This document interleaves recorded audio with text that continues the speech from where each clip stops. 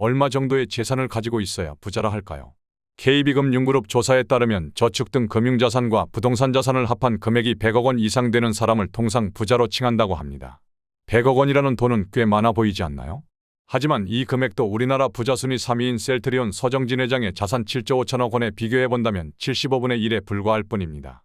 물론 세계 최고의 부자인 앨런 머스크의 301조 원에 비하면 더욱 초라한 수준이겠지만 말이죠. 그렇다면 여러분은 아마도 3천만 원에서 1억 원 이하의 연봉을 위해 일하고 계실 분들이 많을 겁니다. 우리나라 부자들 자산의 100분의 1에 지나지 않는 금액입니다. 그나마 세금과 각종 비용을 공제하기 전 금액이죠. 저축한 돈도 그다지 많지 않고 각종 대출금 상환이나 카드비 때문에 급여일에만 일시적으로 마음이 풍족해지는 상황일 수도 있습니다. 순간 부자가 되는 길은 모두 먼 꿈처럼 보입니다. 그러면서 저런 부자들은 어떻게 그게 가능했을까 자문하게 됩니다. 때론 자신보다 나이가 적은 부자들에 대해서는 그런 나이에 그런 위치에 올랐다는 것에 화가 나기도 할 겁니다. 그들은 운 좋게 태어났다는 생각이 들기도 합니다. 그들은 당신이 모르는 길을 알고 있는 것 같고 당신이 똑똑하지 못하다고 비웃고 있는지도 모른다는 생각이 들기도 할 겁니다. 그들은 전용 제트기를 타고 출장을 다니며 거대한 요트를 타고 세계 일주를 하는 등 영원히 그런 세상에 남을 것 같아 보입니다. 여기까지 생각하면 현타가 올지도 모릅니다. 그들과 비교조차 안 되는 참담한 자신의 위상에 대한 깨달음이 새삼 찾아왔기 때문입니다. 하지만 꿈 그 이상도 그 이하도 아닙니다. 그래서 부에 대한 실제 방정식에 감추어진 과학적 방법, 돈이 작동하는 방식에 관심을 가져야 합니다. 여러분은 보이지 않는 돈의 이면에 대해 이해하여야 합니다. 그러나 그저 희망에만 의존하면 안 됩니다. 그 길은 험하고 투쟁으로 가득 차 있기 때문입니다. 우여곡절로 가득 차 있기 때문입니다. 게다가 그 길의 끝까지 도달하지 못하는 사람들이 많이 있다는 사실을 잊지 말아야 합니다. 다만 그 길의 끝에는 여러분이 얻을 수 있다고 생각하는 것 이상의 부가 놓여 있다는 점 역시 잊지 마십시오. 심지어는 무일푼에서 부를 축적하는 것도 가능하다는 것도요. 이런 측면에서 돈에 대한 제임스 야니의 이야기는 상당히 설득력이 있으며 들어볼 가치가 있다고 판단됩니다. 어떻습니까? 더 이상 시간을 낭비하지 말고 그의 말을 들으며 함께 고민하면서 그 길로 향해 가보도록 하지 않겠습니까?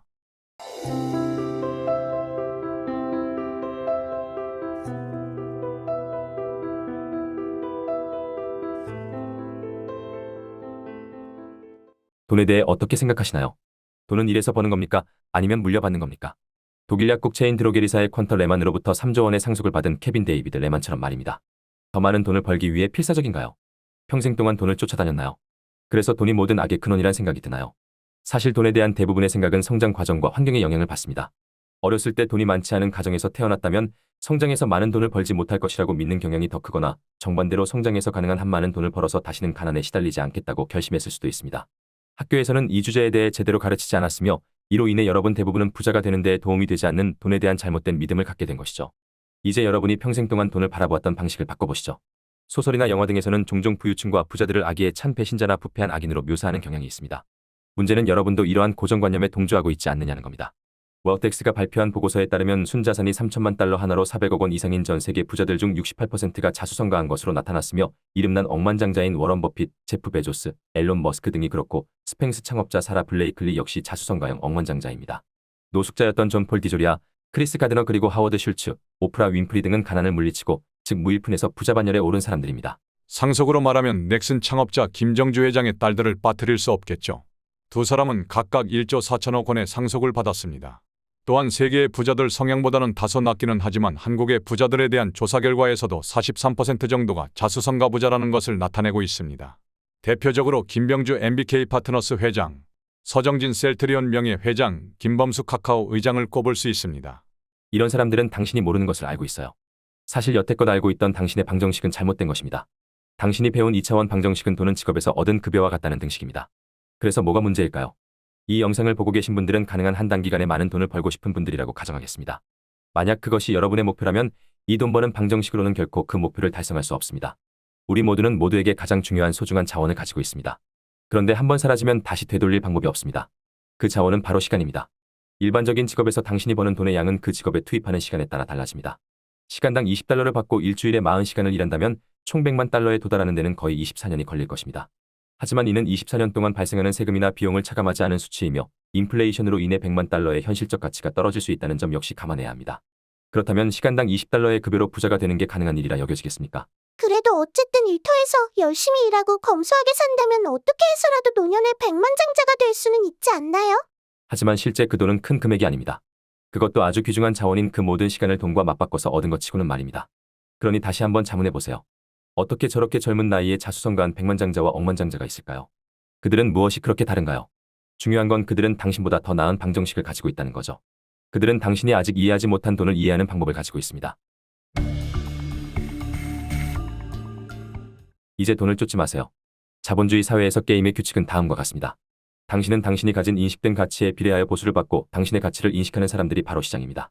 경제의 소비자는 당신, 당신의 친구, 가족, 이웃, 국가입니다. 그런데 말이죠. 많은 축구 선수들은 수백만 달러씩이나 되는 돈을 받는데 맨날 공만 차면서 너무 많은 보수를 받는 것 같아요. 선수들이 수백만 달러를 받는 데에는 그만한 시장이 있기 때문입니다. 즉 축구 산업을 위한 시장이 있다는 거죠. 사람들이 경기와 상품에 돈을 쓰고 싶어 하려면 먼저 축구의 가치를 인정해야 합니다. 그리고 축구에 대한 수요가 많은 시장이 형성되면 최고의 자리에 있는 선수들은 당연히 엄청난 보수를 받습니다. 한편으로는 얼마나 열심히 일하느냐가 중요한 것이 아닙니다. 매일 땀 흘리며 일하는 미화원은 사무실 책상에 앉아있는 회계사보다 훨씬 적은 급여를 받습니다. 그 이유는 시장에서 미화원이 하는 일의 가치를 회계사보다 훨씬 낮게 인식하고 있기 때문입니다. 이 말은 미화원은 쉽게 대체 가능할 수 있다는 뜻입니다. 미화원은 일을 하는 방법을 배우는 것이 어렵지 않기 때문에 시장은 수년간 숫자를 연구하고 고객의 세금을 수천 달러 절약해준 회계사보다 더 많은 돈을 지불하지 않을 것입니다. 하지만 그럼에도 불구하고 우리는 방금 직업을 통해 단기간에 많은 부를 축적하는 데 적합한 방정식은 무엇일까에 대해 논의했습니다. 그렇다면 어떻게 하면 가치를 높이거나 인지된 가치를 높일 수 있을까요? 앨런 머스크나 제프 베조스 같은 사람들은 어떤 점이 특별할까요? 2부의 방정식의 첫 번째 단계는 아주 간단합니다. 돈을 원한다면 문제를 해결하세요. 이 말을 이해한다면 거의 모든 돈이 이 기본 전제에서 나온다는 것을 깨닫게 될 것입니다. 문제를 해결하면 돈이 쏟아질 것입니다. 100만 달러짜리 문제라면 그 해결책을 통해 수백만 달러를 벌 수 있습니다. 아마존이 해결한 모든 문제를 생각해보세요. 아마존과 같은 사이트가 배송을 위해 몇 주를 기다려야 하는 번거로움이라는 문제를 저렴한 가격으로 배송하는 문제를 해결한 것 말입니다. 만약 당신이 돈을 쫓고 있었다면 당신은 모든 것을 잘못하고 있는 것입니다. 역설적으로 들리겠지만 돈을 원한다면 돈이 아니라 문제를 찾고 더 중요한 것은 그 문제에 대한 해결책을 찾고 그 해결책을 찾았다면 그것을 중심으로 비즈니스를 만들어야 합니다.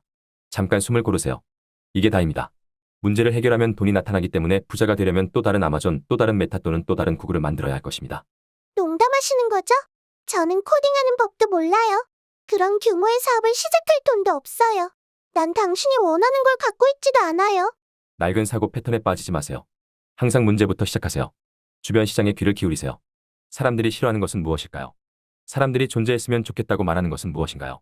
사람들이 실망스럽다고 말하는 것은 무엇인가요? 사람들이 엄청나게 불편하다고 생각하는 것은 무엇인가요? 이 문제가 해결할 수 있는 문제이며 또한 해결할 가치가 있는 문제인가요?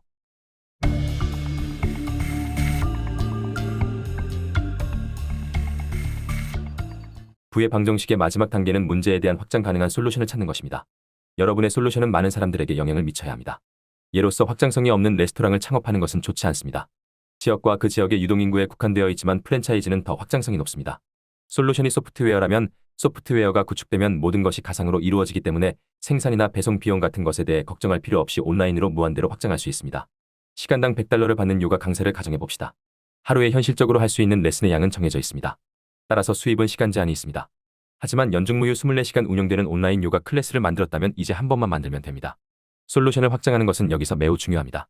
자동화는 또한 중요한 역할을 합니다. 시스템과 프로세스가 제대로 구현되면 비즈니스가 원활한 기계처럼 운영됩니다. 비즈니스에서 다른 사람에게 아웃소싱하거나 직원을 고용하여 대신하게 할 수 있는 일이 있다면 그리고 재정적으로 합리적이라고 판단되면 그렇게 하십시오. 모든 것을 스스로에게 맡기는 것은 자신이 최고라고 생각하는 것만큼이나 나쁜 일입니다. 솔루션을 찾았다면 그 솔루션을 시장의 모든 사람이 이용할 수 있도록 하는 것이 여러분의 임무입니다. 그것은 여러분의 자존심이나 열정에 관한 것과 전혀 무관합니다. 시장은 여러분의 열정에 신경 쓰지 않습니다. 이렇게 해서 올바른 시스템과 프로세스를 갖추고 수익성 있는 비즈니스를 운영할 수 있게 되었다면 이제 앞으로 나아가 뿌린 대로 거두기만 하면 됩니다.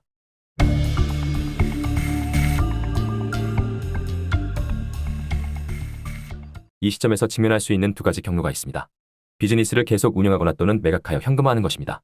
수년 동안 비즈니스를 구축해온 솔루션을 누군가가 구매하려 한다면 그에게 이를 인수시키는 거죠. 인스타그램이 페이스북 현재 메타에게 10억 달러에 인수된 것처럼 말입니다. 페이팔은 15억 달러의 이베이에 매각되어 1억 6,500만 달러가 앨런 머스크의 주머니로 들어갔죠. 전 세계에서 일어나는 수많은 청산 이벤트가 바로 이 순간입니다. 회사를 설립하는 데 들인 모든 노력이 결실을 맺는 순간입니다. 비즈니스를 계속 운영하기로 결정했다면 여러 가지 이유가 있을 수 있습니다. 자신이 세운 회사를 남에게 넘겨주고 싶지 않고 대대로 이어가게 하고 싶을 수도 있습니다. 회사에 더 많은 가치를 부여하여 현재 가치보다 더 높은 가격에 매각할 수 있다고 생각할 수도 있습니다. 아니면 비즈니스가 백그라운드에서 수동적으로 운영되기 때문에 회사가 계속 돌아가기 위해 많은 일을 할 필요가 없다고 생각할 수도 있습니다. 아니면 이 세 가지가 복합적으로 작용했을 수도 있습니다. 어느 쪽이든 시장이 해결하길 원했던 문제를 해결했고 그로 인해 호평을 받았으니 이제 무엇을 위한 것이었는지 묻고 싶습니다. 그 모든 것이 다 무엇을 위한 것이었나요?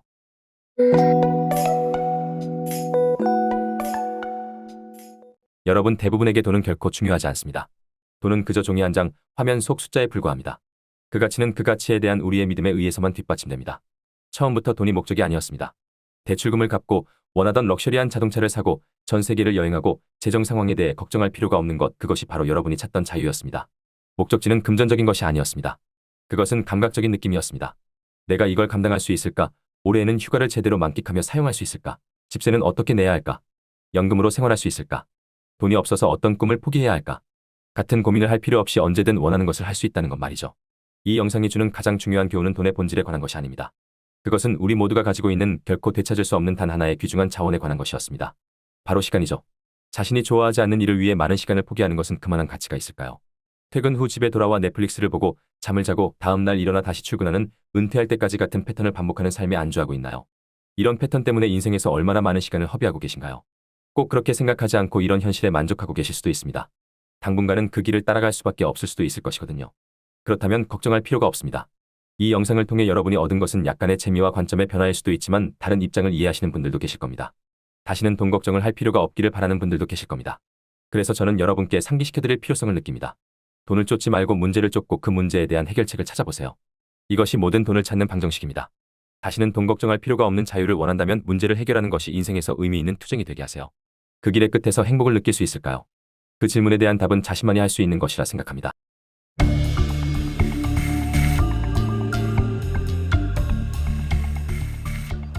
물론 이 영상에서는 다른 주요한 많은 내용들을 다루지는 못했습니다. 사업 방식이라든가 자금 그리고 기업과 정신에 대한 주제와 같은 것들입니다. 사실 이것들은 매우 방대해서 모두 다루기는 어렵습니다. 그래서 이 여정을 시작하고 싶으시다면 MJ 데마커의 작품을 읽어보시길 권합니다. 처음에 말씀드렸던 요점, 즉 대부분의 사람들이 여러 가지 이유로 성공하지 못한다는 점을 다시 한번 강조드리지만 가장 중요한 부분은 실패하고 빨리 실패하고 다음 일로 넘어가는 것입니다. 그리고 만약 당신이 비즈니스와 엄밀히 관련이 없는 일을 하고 있지만 돈을 벌고 싶다면 내가 어떤 문제를 해결하고 있는가라는 질문을 스스로에게 던져보십시오. 그러면 당신이 하고 있는 일이 어떤 것이든 더 나은 수익 창출 방법을 찾을 수 있을 겁니다. 또한 직장에서 더 많은 문제를 해결하고 더 많은 솔루션을 찾을 수 있다면 더 높은 급여와 빠른 승진 조건으로 활용할 수 있는 무언가를 갖게 됩니다. 하지만 이 영상에서 여러 번 반복한 메시지, 즉 돈을 쫓지 말고 문제에 대한 해결책을 쫓으라는 메시지로 이 모든 것을 마무리하겠습니다.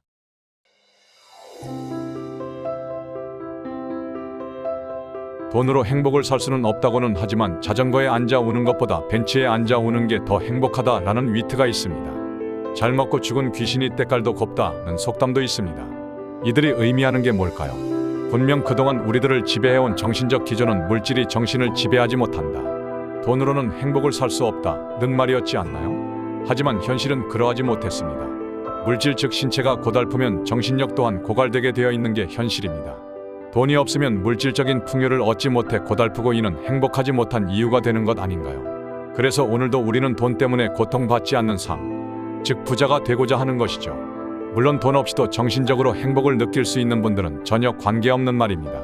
어쨌든 위에서 이야기한 방법론들이 고귀하고 행복한 삶을 위한 초석이 될 수 있다면 그보다 더 좋을 게 없을 듯합니다. 여러분의 지속적인 전진을 응원합니다. 시청해 주셔서 감사합니다.